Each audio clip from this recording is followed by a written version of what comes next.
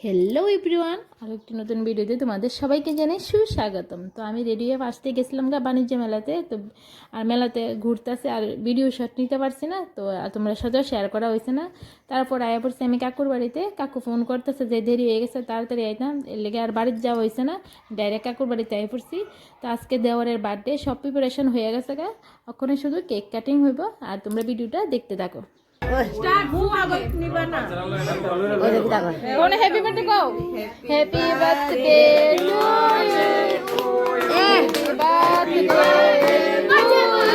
বলো, happy birthday to you.